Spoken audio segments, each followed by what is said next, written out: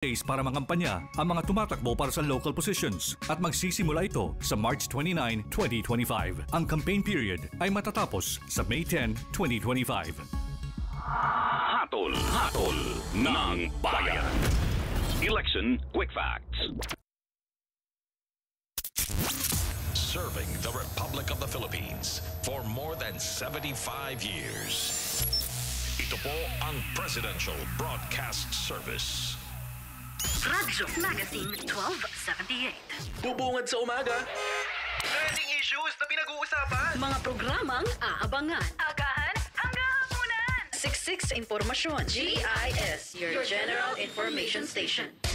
Radyo Magazine 1278 AM. Radyo Pilipinas. Radyo Publiko. Radyo Pilipinas. Radyo Pilipinas. Radyo Publiko. Radyo Pilipinas. Tamang impormasyon. Pangkalusugan man o pagkakakitaan. Aliw na kwentuhan. Kabataan, kasama sa usapan. Radyo Magazine 1278. Sa Lumbay. Sa Lumbay.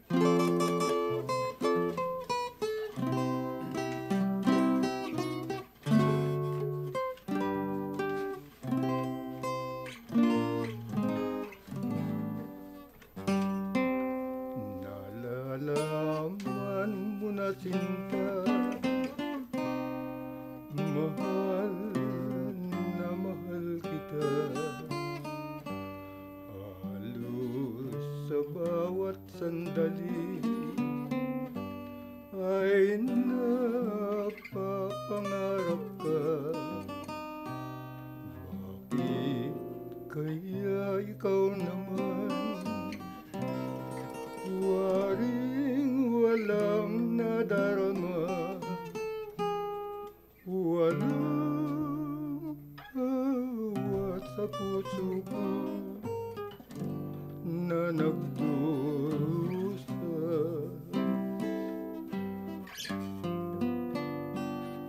Mahal na mahal kita,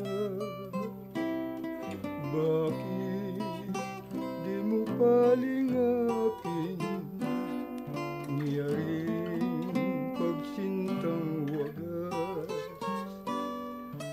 Laan sa'yo lamang giliw, mahal na mahal kita. Giliw, pumayag ka na ikaw ay maging akin sa lumbay at sa ligaya.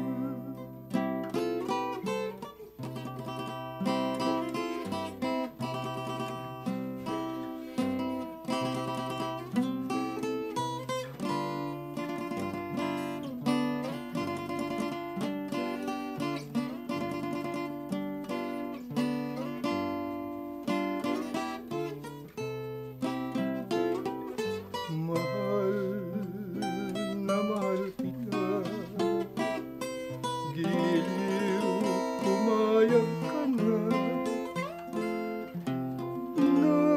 ikaw ay maging akin sa lumbay at sa ligaya.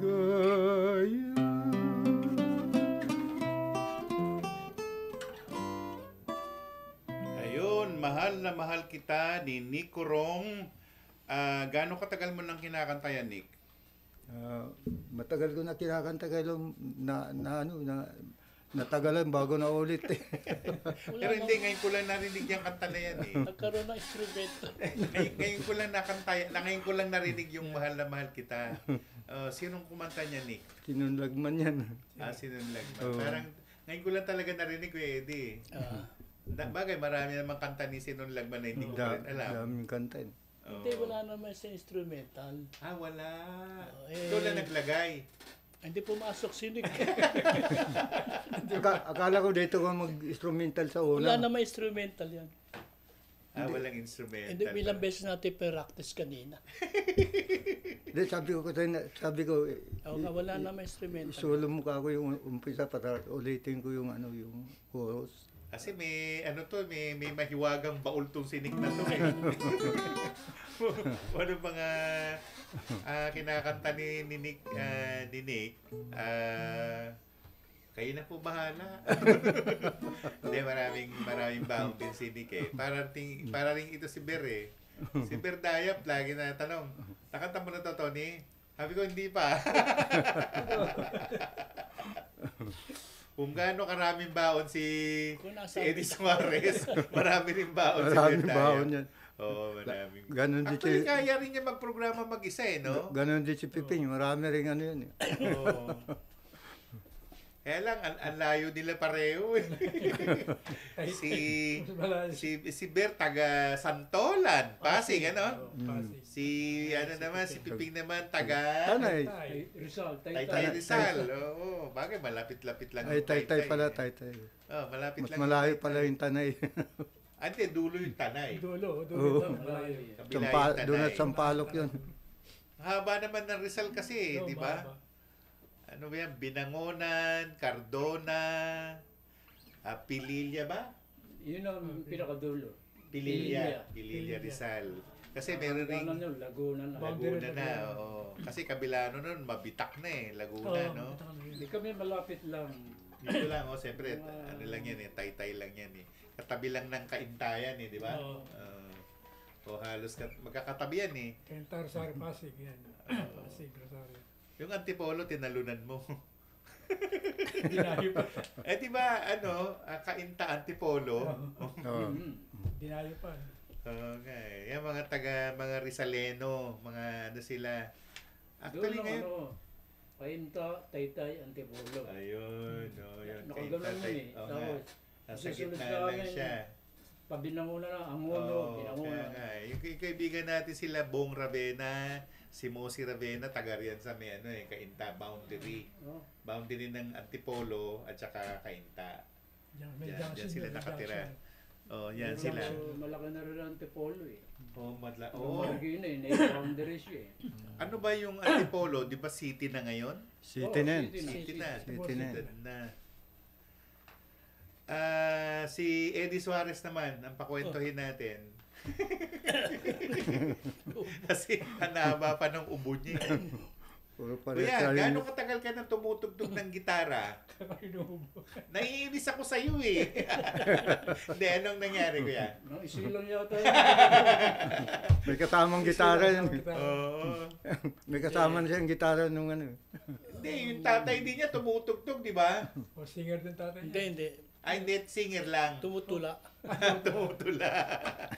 Kuya, ba't di mo dinadala rito yung novelty song ng tatay mo? Nakisetsa, nakatago. Kantahin natin dito para hindi tayo makapiright. Nakaka-copyright tayo eh. Nagkumpisa ata ako nagtumugtog na kay Ate Pining na. Pining. Pining. Pining Santiago. Dito rin, no? Si Pining dito. Okay, susunod kay Pare Henry Ragas. Bago ka nag-echo, no? Bago ka nag-echo dito muna. Paano ka naman napunta sa Mabuhay Singer? Narinig ako dito ni Ben Torres. Ayun. Kay Ate Pining. Meron gawa ang tatay niya. Medyo joke. Piniritong chongo. Ay, wag yun. Mataba yayari tayo. Beware to animals tayo rito. Baka tayo ng asosasyon ng mga ng hayop. Hindi namin kinakanta yun. Minarningan ko to eh. Hindi pwede ka na yan doon. Oo, alam ko yun. Tsaka sinabi ako, hindi pwede yan dyan. Yan lang Mama Yukero. Pwede pa yun. Talaga, kantayin natin yung Mama Yukero. Asawa, saksakan ang ganda. Meron pang ginawa tatay mo eh. Kinanta natin eh. Napungay ang ilong. Tawa sa mata. Kuya, baka mayari tayo dyan. Hindi ko lang yun mga joke-joke lang. Okay. Kakantahin ko naman ang paborito ni Arthur Fabra, Bakas ng Lumipas.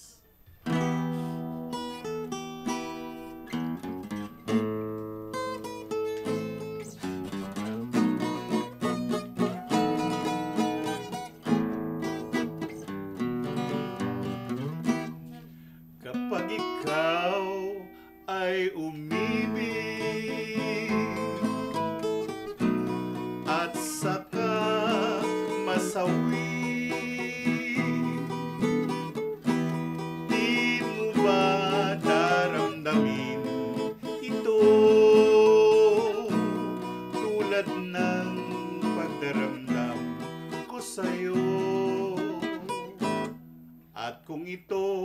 ang siyang tunay na mangyari sa puso mo ay baka naisin mo pa maglaho sa mundo. Gabi at araw ay lagi na lang ako ay nagdarasal at ang dalangin ko sa may kapal sana'y magbalik kahirang. At kung ikaw ay wala na at tayo ay di na magkita, mga bakas ng lumipas sinta ay lagi kong alaala.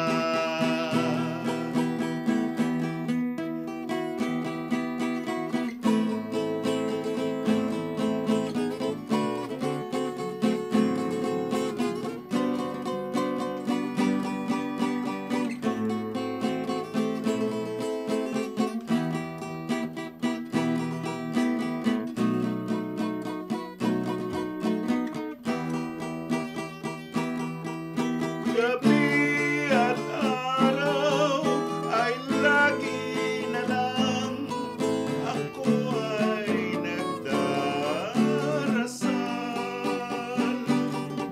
at ang dalangin ko sa may kapal sana'y magbalik kahirang. At kung ikaw ay wala na at tayo ay di na magkita,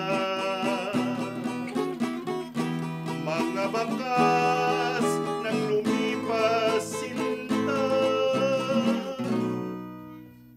lagi kita naalala. Sinta ay lagi kong I remember you once again. Alaala. Yun ang version ko.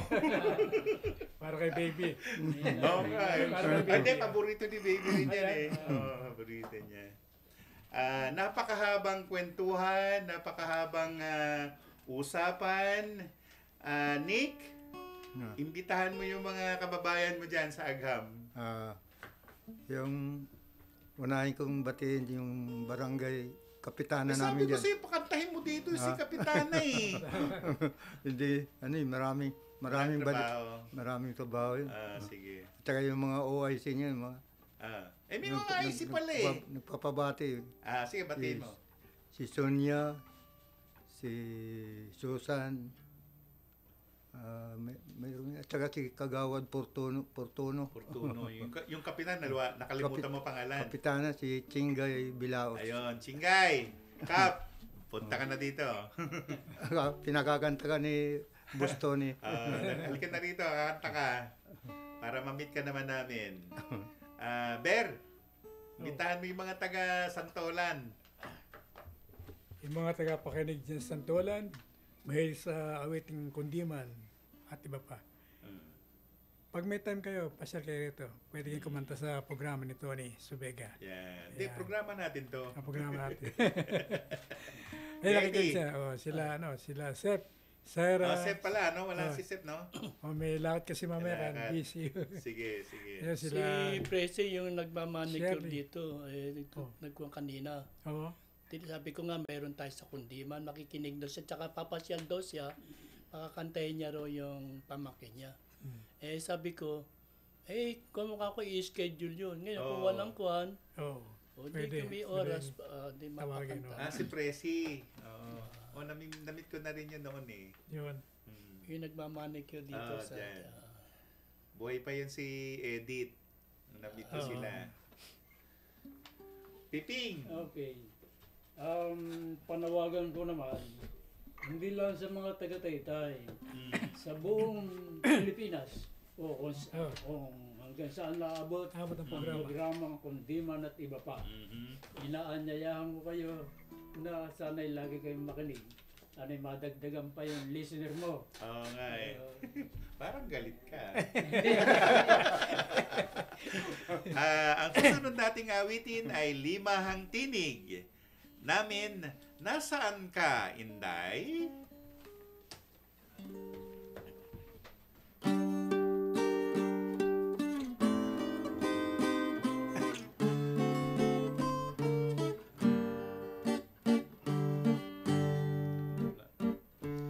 Nasaan ka, Inday? Nasaan ka, Inday? Di kita malimot sa lahat ng saglit.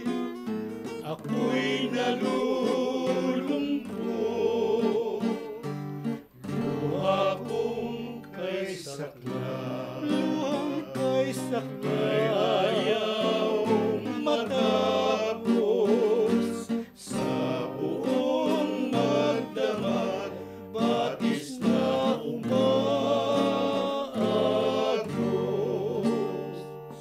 sa aking puso ay may larawan ka na lagi kong sinasamba habang ako'y may hininga.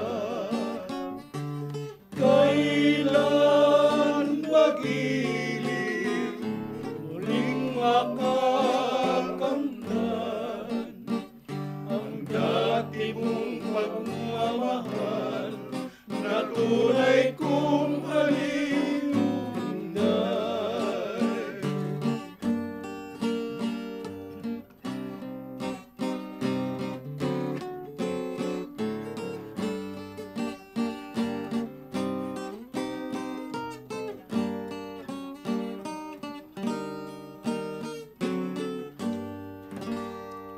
Sa aking puso ay may larawan ka na lagi kong sinasamba habang ako'y may hininga.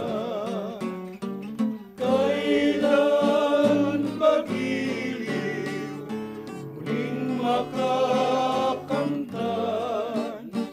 ang dati mong pagmamahal na tunay kong aliw, Inday, Inday, Inday. Yan, ang Limahang Tinig namin pero 4 lang ang kumanta. Sa Limahan. Medyo mahaba pa yung oras natin eh. Kaya tayo balik tayo sa kwentuhan, Kuya Eddie. Balik tayo. So, nagsimula ka na kumanta. Hindi pala. Binuyo ka pala ni Rick Manrique, no? Kumanta. Hindi, pinasok ako ni Rick Manrique sa Mabuhay. Mabuhay. Sabi niya, pare, dadalhin kita sa Mabuhay. O sige nga pa, pare. Sasama kita ron. Alam na alam ko, kaya ko kako yung mga intro doon. Pero kakanta ka, hindi ka ako kumakanta. Hindi, kailangan niya sa Mabuhay, kailangan basta sa lalaki nga, kailangan niya marunong instrumento at saka kakanta. Sabi ko sa instrumento na lang ako, hindi po pwede yun, kailangan kakanta. So, napilitan ka. Napilitan kang kumanta. Anong una naman yung unang-una mong pyesa, Kuya Eddie? Hindi, sa Mabuhay kasi maraming piyesa. Ayun, makakakantayin doon. Hindi kasi sabi sa'yo ni pag nagkumanta ka daw, maglalakad daw siya ng papuntang Malabon. Hindi dito kay Leling lang. Si Leling naman. Dito kay Ate Pining. No? Sa tumutugtog ako. So nagsimula ka kay Ate Pining Santiago. Na mag-umpisa si Ate Pining. Dito ba? Dito. Isang linggo na nag-umpisa si Ate Pining. Pinuntahan ako ni Marimpe. Nag-umpisa na si Ate Pining ng... Sinong Fe Rivera? Ay, hindi. Singer Maring Pe yun. Singer din yun, singer. Pepe Lansang? Hindi, Hindi, si Maring Pe. Pwede din Maring Pe, nakalimutan. Sige na, kuya, nakalimutan na eh. O tapos? Magbubukas nga si Ate Pining ng Awit Ko'y Dinggin. Yun pala. Kaya dalawa kami gigitara. Ngayon si Leling kausap na nila, gano'n. Ngayon dalawa kami ni Leling dito noon. Buhay pa tatay ni Ate Pining noon at saka nanay niya noon. Kami dalawa tumutugtog dito. Dito naman ako narinig ni Ben Torres. Dito. Dinala ako sa Manila Garden. Yun, kaya nawala si pare. Nung umalis ako rito, siya naman pagpasok nila pare Berto. Bagong pasok kami, umalis na to, pumunta na hotel. Sa hotel na siya tumutugtog. Kasi noong mga panahon na yan, sa Manila Garden ba, kuya? Sa Manila Garden. Nico Hotel na ngayon. Nico Hotel na nga. Hindi, yung Dusit na. Hotel Dusit. Tama. Noong panahon na yan, ako noon nagtatrabaho na ako bilang tour guide eh. Nasa Baron Travel ako noon. At ang Manila Garden, isa yan sa pinupuntahan ng mga Hapon para makinig. Hindi, yung hapon na mismo. Ng mga kantahing Tagalog. Gusto ng mga Hapon yan. Oo. Kaya yung mga nanalo sa yung Hapon ang nagpapa-premyo. Premyo, tama. Region. Yan. Yung mga Hapon nga, nagpa-premyo niyan. Nagpa-contest. Kaya nanalo yan. Sina Francis, sina Alexis, si Nolito, Gregorio, si Alexis Sumikad, si Francis Batumalaki, nasa kanya yon. Ang huling ko babae nanalo nanalo. Pero kasi nung nabili na yan ng mga Thai, naging na yan, Dusit Hotel. Nandoon kami noon. Ngayon, nung mabili na, sabi niya kung marunong kami kumanta na in Chinese, doon pa rin kami.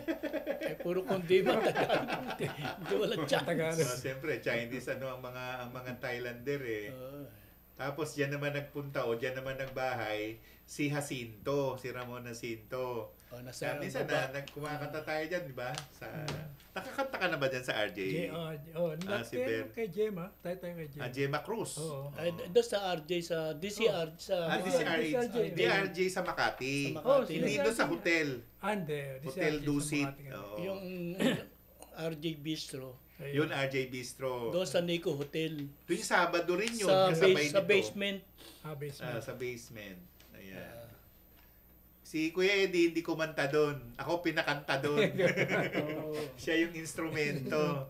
Siya tumugtog. Ayaw pa niya kumanta noon kasi. Mahusay ang mga manunugtug din ko. Tatlo lang, no? Isang bahista, isang drummer, isang organista. Hindi, yung anak ni Isaac nagpo-float. Oo, nag-ano siya, nagsa-saxophone. Saxophone. Nakalimutan ko na yung pangalan nitong anak niya nang to. Pero rin to professional saxophonist. Ian Jacinto. Yan. Marami pang singer doon Actually, hindi ko na matandaan mga pangalan Bukod bagay yung Ian Jacinto, kumakanta rin yun. Tsaka hindi pala siya kumakanta. Yung kumuha sa'yo, sino? Nakalimutan ko na pangalan ng tatay. Ricky. Ricky Jacinto, kapatid naman ni RJ. Si Ramon. Ayun na. Susunod natin ang presidential speech po. Antabayanan po natin. Mula sa Presidential Communications Office, ito ang Presidential Live Event. Presidential Live Event. Congressman Tulfo, Congressman Villar. Wala pong mga bagito ito sa pagsusulat ng mga batas. Wala po sa kanila ay mga kapag sila ay nahalal na at umupo sa Senado ay mula pa sa unang oras sa kanilang pagserbisyo. Sa unang oras ng unang araw, makita po ninyo, magsisimula na kaagad ang kanilang trabaho. Hindi na po kailangan mag-on-the-job training. Alam na po nila ang gagawin nila. Alam na po nila kung paano paandarin ang pamahalaan. Alam po nila kung paano sumulat ng magagandang batas para matulungan ang ating mga kababayan.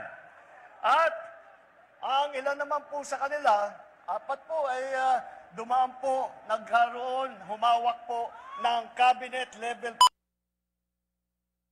Kahit hindi po sekretary, ang kanilang rangko po sa pamahalaan ay parang cabinet secretary.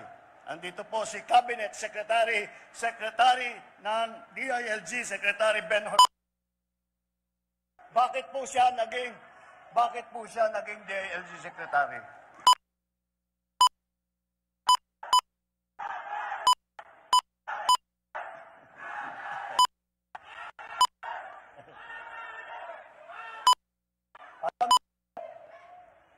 Alam niyo po, kaya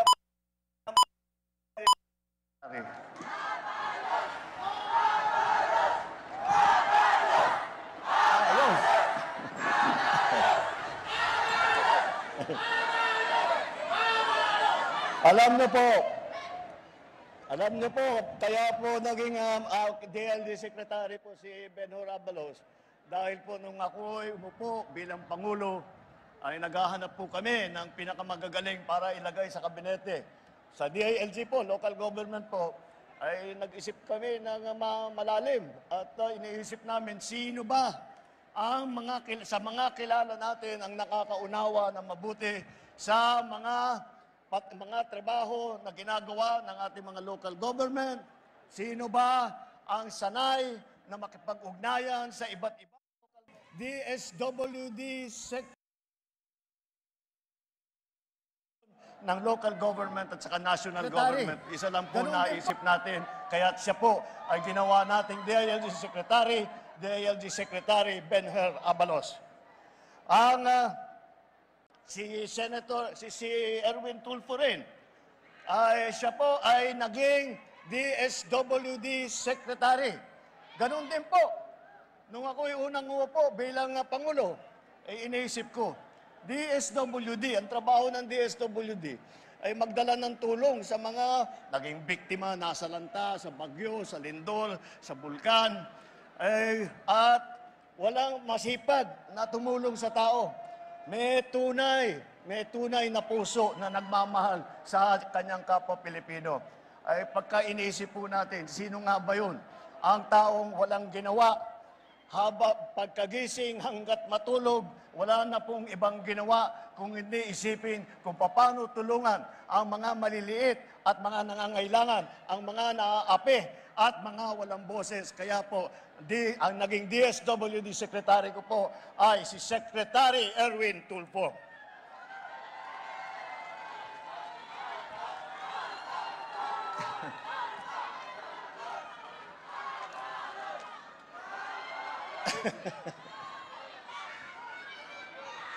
Si Senator Tolentino naman po, siya po ay MMDA po siya. Metro Manila Development Authority. Napakahirap po na trabaho yan. Dahil po, ang trabaho ng MMDA, ipagsama-sama ang lahat ng mga lungsod, mga bayan ng Metro Manila, ng NCR, at para magkasundo sila, para maging lahat ng proyekto na ginagawa ng MMDA ay maging matagumpay. At yan po ang kanyang ginagawa. At nung panahon po niya, meron po akong maikikwento sa inyo. Nung kami po ay nasa Tacloban, nasa Leyte po, nang pagkatapos po ng Yolanda, kami na nandun, kami na tiga roon, ay nagmamakaawa na sa national government na magpadala ng tulong. Nag-aantay po kami ng kahit ano, na relief goods, kahit na ano, tubig, kahit na ano, na maiparating sa mga naging biktima ng Yolandang napakalakas na bagyo. Alam nyo po, nagulat po kami. At nakita namin, may truck na dumating na MMDA, dala-dala po ni Senator Tolentino. Dala-dala niya. Sabi ko, biruin ninyo, galing pang Maynila, na ipaabot niya hanggang sa Tacloban, Leyte, hanggang sa Samar. Pinaabot niya yung kanyang heavy equipment. Kaya hanggang ngayon, kami po na tiga Leyte, kami po ng mga waray-waray, hanggang ngayon ay nagpapasalamat po kay Senator Tolentino sa napakalaking tulong. Marami po siya nasalba na tao dahil sa kanyang ginawa. At tungkol din sa Yolanda, ang ating butihing Senator Ping Lacson, siya po ang namuno ng, siya ay naging Presidential Assistant for Rehabilitation and Recovery. Ang ibig sabihin po, siya ang namahala ng pagdaan na ng bagyong Yolanda. Siya po ang namahala para sa pagpatayo ng mga bagong bahay, pagpaayos ng mga kalsada, pagpaayos ng mga iba't ibang water system, lahat yung kuryente namin, ay siya po ang namahala niyan. At marami kundi po sa kanya, ay palagay ko hanggang ngayon naghihingalo pa ang Eastern Visayas. Malaki po ang pinagbago ng Eastern Visayas dahil sa trabaho po ni Senator Ping Lacson. Ngunit bukod pa ron, kahit na cabinet level position yun, si Senator Lacson naging hepe ng PNP. Hepe ng pulis ng buong Pilipinas. At hindi ko makalimutan, pag unang-unang press conference niya, nung ginawa siyang chief PNP, ay sabi niya, susukatin daw niya yung mga bewang ng mga pulis. Dahil pagka malalaki daw ang tiyan, hindi makatrabaho ng mabuti. Kaya naman makita mo yung mga pulis ngayon, malalakas ang katawan at handa na magserbisyo. At noong panahon po niya, bilang Chief PNP, yun ang panahon na ng approval rating ng PNP ng ating buong bansa ay ang pinakamataas na approval rating na nakamtan, na naabot ng PNP. Hanggang ngayon po, sa buong kasaysayan po, hindi na naulit yon. Hanggang ngayon po, hindi pa naulit yon. Kaya po, yan po ang mga performance ni Chief Ping Lacson nung panahon niya sa PNP.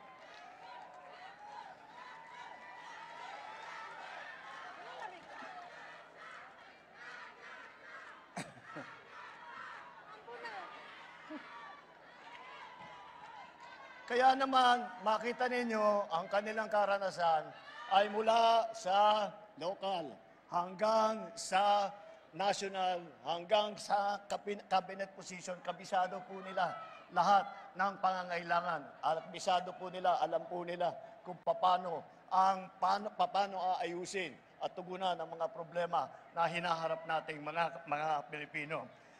Kung ano yung mga nagawa niya, kung makita po niyo ang Pampanga, parang Laguna po. Ang bilis ng pag-unlad. Ang ganda po ng naging development doon. At masasabi natin, yung sinimulan ni Governor Lito Lapid nung panahon niya bilang gobernador ay nagbubunga na. At ito siguro kilala ninyo. Sino ang naging gobernador ng Cavite? Dito sa ating mga kasama. O yan. Hindi ko na nga pala kailangan ipakilala. At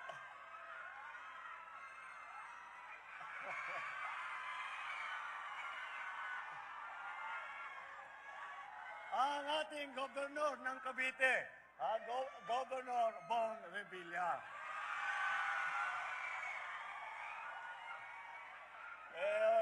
Kayo naman karatig lalawigan ninyo ang Cavite. Nakita ninyo, parang Laguna din po ang naging pag-unlad ng Cavite.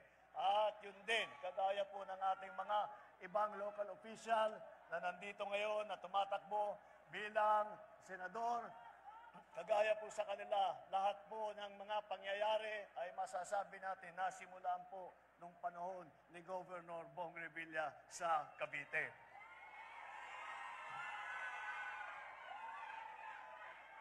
Meron din po tayo mga mayor ng malalaking lungsod. Nabanggit na po yata niya na si Mayor Benhur Abalos ng Mandaluyong City.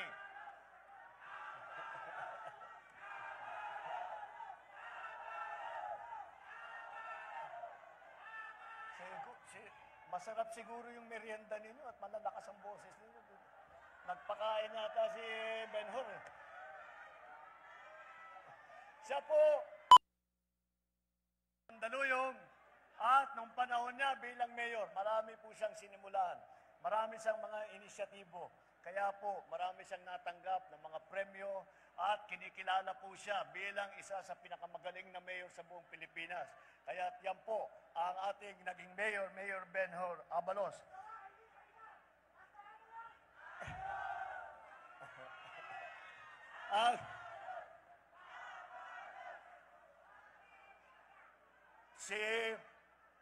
Nabanggit na rin po yata ni Senator Tol na siya ay malapit lang papunta dito sa basta tutungo ka ng papuntang dito sa highway o kanyang na kung saan siya naging mayor po ng Tagaytay City ang ating butihing mayor Tol Tolentino. Kaya alam niyo po, may experience din po sa local government. Tatanong ko sa inyo, alin ang pinakamayaman na lungsod sa buong Pilipinas? Ha? Talaga naman, ang Makati City ang pinakamayaman na lungsod sa buong Pilipinas dahil nandun po yung mga malalaking negosyo. Makati, tumpak. Talaga naman, ang Makati City ang pinakamayaman na lungsod sa buong Pilipinas dahil nandun po yung mga malalaking negosyo. At iisipin niyo po, kung ikaw ay naging mayor ng pinakamayaman na lungsod ng buong Pilipinas, ay napakadali po ng trabaho mo dahil marami kang pondo, marami kang pwedeng gawin. Alam niyo po, yung ating mayor ng Makati, si Mayor Abby Binay, ang ginawa po niya sa malaki niyang pondo, ipinamigay po sa taong bayan. Ginawang libre ang dami-dami pong benepisyong natatanggap ng mga tiga Makati dahil po ay lahat ng nahahawakan na pondo ng ating butihing mayor ay ipinapasa at ibinibigay sa taong bayan. At hindi po natin dapat makalimutan, at nabanggit na din po yata na si Senator Tito Soto, naging Vice Mayor din yan ng Quezon City. At mula sa Quezon City po, dahil isa rin sa pinakamayaman at pinakamalaki na lungsod sa buong Pilipinas, ay marami pong gumaya na lungsod doon sa kanilang ginawa sa Quezon City na sinimulaan po noong Vice Mayor Tito Soto. At kung pag-uusapan naman po natin ay ang mga kababaihan, ay makita mo naman kompleto naman tayo na magkakaroon ng boses ang mga kababaihan. Dahil po ang ating mga kasamang babae rito, hindi lang po ito sila yung babae, pangkaraniwan na babae. Matatapang po sila. Hindi po sila umabot sa ganitong taas na rangko bilang senador na dahil sila ay hindi masipag, hindi sila masigasig. Masigasig po, matibay, matapang, at maaasahan po ninyo na poprotektahan po, ipagtatanggol po ang karapatan ng mga kababaihan at bibigyan po ng boses ang ating mga kababaihan. At dahil batas ang pinag-uusapan, dito sa ating grupo, 4 po ang abogado. Ay, nandyan po si Attorney Benhur Abalos, abogado po. Attorney Binay, Attorney Cayetano, at saka si Attorney Tolentino. Ito po, alam nyo po, pagka kayo po ay ganyang kagaling na abogado, maaari lang ay sila naman papasok lang sa pribadong practice. Magpayaman lang sila. Palagay ko kung ginawa po nila yon, ubod ng yaman na itong mga ito. Ngunit, sinabi nila, ang buhay namin ay hindi para sa pagpayaman. Ang buhay namin ay para magserbisyo sa publiko. Ang 4 po nating abogado.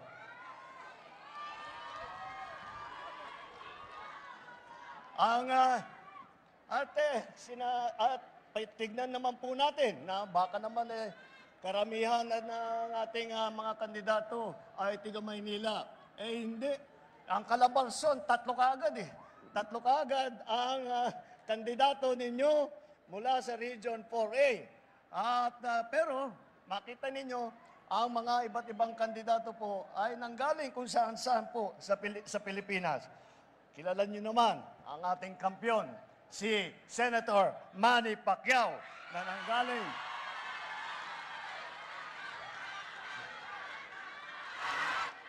nanggaling po sa Bukidnon, sa Jensan, sa Langani. At doon po siya lumaki at doon po siya dahan-dahang nagtrabaho, dahan-dahang nagtraining, nagsusumikap. Kaya naman po naging kampyon. Ngunit hanggang ngayon ay napunta na ang kanyang buhay sa serbisyo publiko. Nakita naman po ninyo ang mga project niya upang tumulong sa mga mahihirap. Hindi maaasahan po ninyo. Kagaya na pagka nanggaling po kung ang tao po ay laking hirap, ay matitiyak ninyo kung sila po ay magiging sikat. Pag sila ay sumikat, babalik po at babalik sa mga mahihirap upang natulungan nila dahil naunawaan niya ang kabuhayan, ang kahirapan ng ating mga mahihirap na kababayan. Andyan din po si Erwin Tulfo. Si Erwin Tulfo ay tiga Davao. Dabawenyo po. Davao at saka sa Sulu. Dahil nandyan po, doon po na-destino ang kanyang ama. At ang kanyang ama, sa kanyang serbisyo, ay naging bayani naman ng ating bansa. At baka hindi nyo po alam, meron pong, bago po kay Senator Tito Soto, meron pong nauna na Senator Soto. Ang Senator Vicente Soto na dating senador ay galing naman po sa Cebu. Kaya't makikita po ninyo, lahat po ng mga iba't ibang lugar ay very well represented po dito sa grupo namin. Si Camille Villar, wala po rito. Ang kanyang mga ninuno naman ay tiga Iloilo. Kaya nakakalat po ang representation dito para ng ating mga senador. Kaya po, napakasimple lang po ang inyong iisipin para sa darating na halalan. Malinaw naman ang hangarin, ang direksyon ng ating alyansa. Ang ating hinahabulang kaunlaran, ang hinahanap po natin ang kapayapaan. Hindi po ang pag-aaway-away, hindi po ang pang-aapi. Ang kailangan po natin na pag-uunlad, hindi po pananakot o paninigaw. At ang kailangan po natin ay mga solusyon. Hindi po mga maiinit o maanghang na salita na wala namang kinalaman, wala namang kabuluhan sa pagtulong sa serbisyo publiko para sa tao.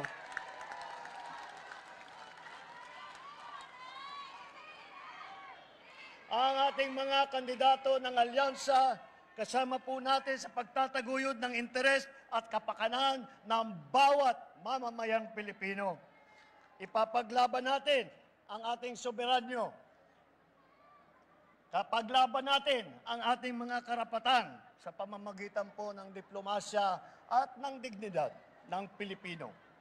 Hindi natin isusuko kahit 1 pulgada ng ating teritoryo na hindi tayo kailangan sumunod sa kahit sino pang dayuhan, kahit pa sila ay makapangyarihan at nananakot sa atin, tayo po ay mga Pilipino at may panindigan at paninindigan po natin na tayo ay may karapatan na ipagtanggol ang ating minamahal na Pilipinas, na dapat ang makagamit ng kayamanan ng ating bansa ay dapat naman ay ang Pilipino rin.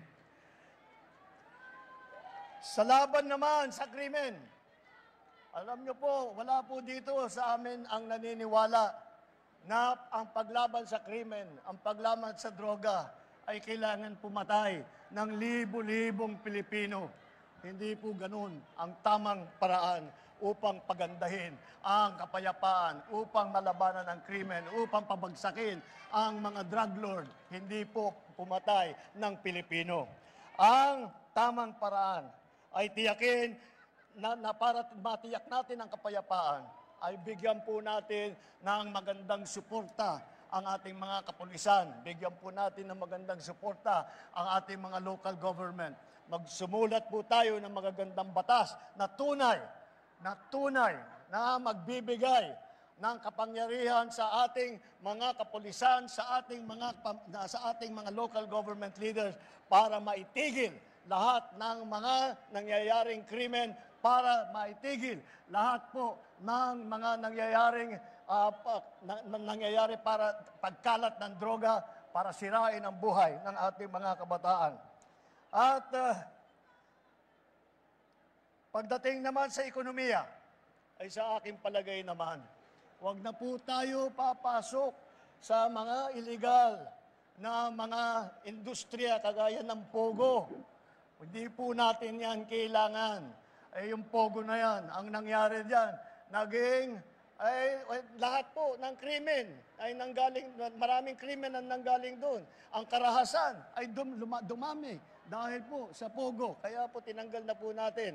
May tunay po na solusyon dyan para sa trabaho at para sa ekonomiya. Ang solusyon ay ang tunay na trabaho, kabuhayan, suporta sa mga maliliit at sa mga nangangailangan. Kaya po, magkaisa po tayo. Po kami at magka-alyansa rin tayo, magkapit-bisig po tayo at sama-sama po natin pagandahin ang buhay ng bawat Pilipino. Magsama-sama po tayo, magtulungan po tayo, mag-alyansa po tayo muli upang ipagpalabanan ang kahirapan, upang labanan ang krimen, upang labanan ang mga drug lord na pumapasok dito sa Pilipinas. Ito po, hinaharap ko po sa inyo ang ating alyansa na siyang gagawa at siyang magtatrabaho upang pabalikin ang kapayapaan dito sa ating minamahal na Pilipinas. Maraming salamat po. Mula sa Presidential Communications Office, ito ang Presidential Live Event. Presidential Live Event. Radyo Magazine 1278. Bubungad sa umaga.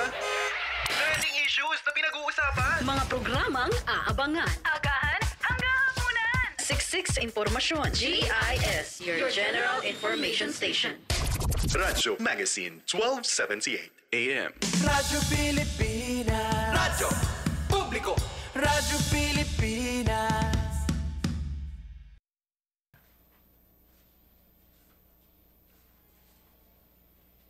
Ayan. Pagpatuloy natin ang ating programa, Kundi Man at Iba Pa, Nalalaman ng Langit. Salawang lihim na lang. Salawang lihim. Okay.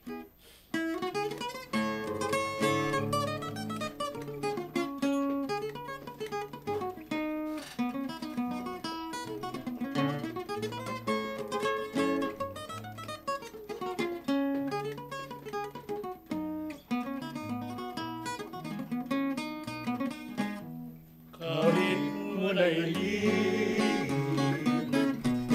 nababatid ko rin na ang pusong ilim ay tapat sa akin. Sa anyo ng mukha mo, katulad ay birhen. Sino ang magsasabing ikaw ay may pusong taksil? At aking napapansin na mayroon kang nililihim. Ang araw ay darating, pabubunyagin ang iyong hiling. Kaya't ang nararapat, ikaw ay sumain.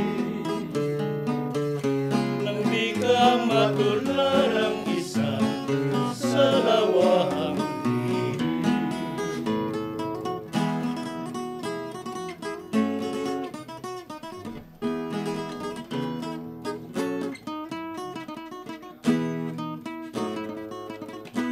At aking napapansin na mayroon kang nililihim.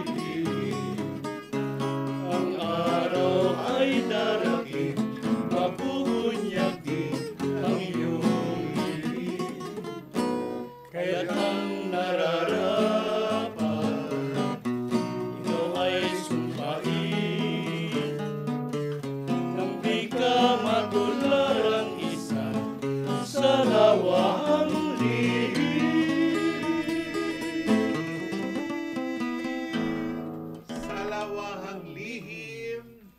Limahang Tinig. Sino kumanta niyan, Kuya Eddie? Si Larry Miranda. Larry Miranda. Yun. Larry Miranda ba? Larry Miranda? O Sinon Lagman? Magkakahawig sila, no? Kuya, ang hanapin mo yung Nalalaman ng Langit. Nasa unahan mo yun eh. Ito, kanito ko yun. Hindi makita eh. Okay. Nalalaman ng langit naming 5.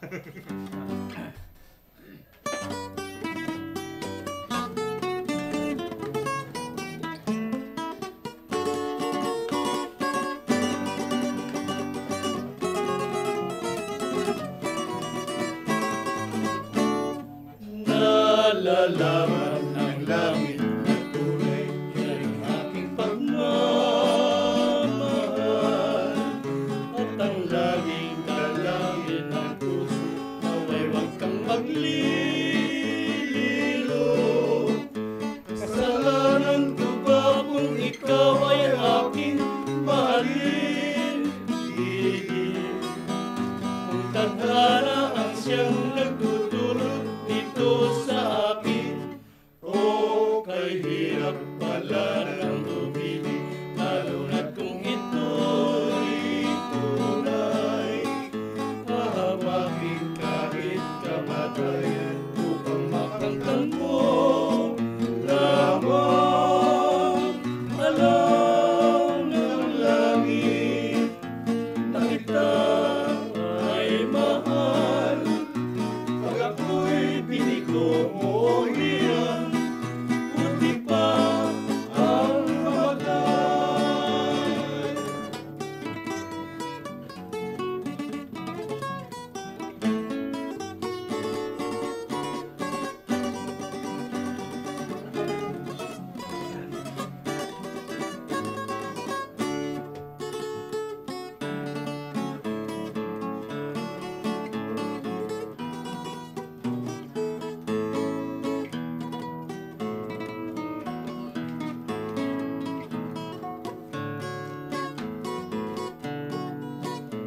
Kasalanan ko ba kung ikaw ay aking mahalin? Kung tadhana ang siyang nagdudulot dito sa akin, o kay hirap pala ng umibig, lalo na kung ito'y tunay. Hahawakin kahit kamatayan upang makamtan mo lamang. Alam ng langit na kita ay mahal. Pag ako'y binigo mo hirang, buti pa ang mamatay. Nalalaman ng langit na 5 tinig namin ng Kundiman at iba pa. Ang extra natin ay Pepita. Pepita. Yan, kanina pa namin inandaan eh. Ay Pepita. Pepita. Okay, kaya, go!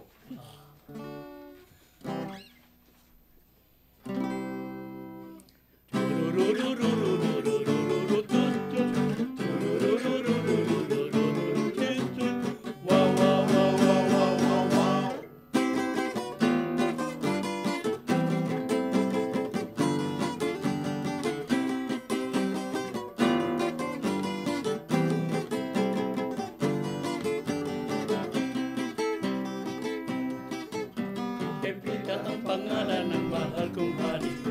Di pa nagtatagal, nagpakasal na kami. Ang say-say ninyo rito ko'y sumobra na. Lahat ng sweldo ko ay isinusugat. Oh, Pepita kong mahal.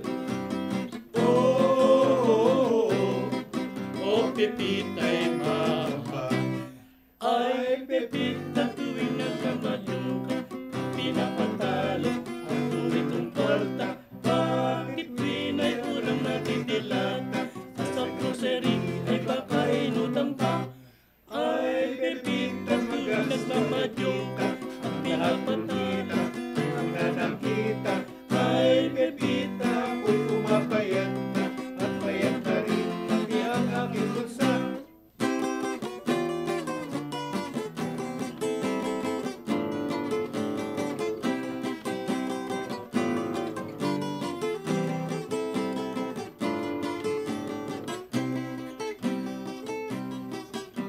Kaya binala kong ako ay magbakasyon upang makatikim ng kanatong lechon. Ngunit itong asawa ko ay konsumisyon, hindi ko na mapigil sa pagmamadyo. Pepita ko mahal. Pepita'y mahal. Ay, Pepita, pikado na Pepita, at punong-puno na sa pagpapasensya. Ay, Pepita, magbago na Pepita, ipakita mo ang tamis ng pagsinta. Ay, Pepita, pikado na Pepita, at punong-puno na sa pagpapasensya. Ay, Pepita, magbago ka Pepita, ipakita mo ang tamis ng pagsinta. At pilitin mong pagkasamay sumigla, ang makikita, ang lamig ng saya. Ayan, magpaalam na tayo, Kuya Eddie Suarez. Hanggang sa Sabado pong muli sa Kundiman at iba pa. Maraming Tony, salamat. Go. Maraming salamat po sa lahat ng nakikinig sa buong bansa. Sige, go. Maraming salamat sa inyong mga tagapakinig ng Kundiman at iba pa. Peping. Hanggang sa muli po, sa muling pagkikita. Hindi, sa Sabado. Muling Sabado eh. 20, ano yun eh. 29 ng Marso. Makita-kita ulit tayo dito sa Kundiman at iba pa.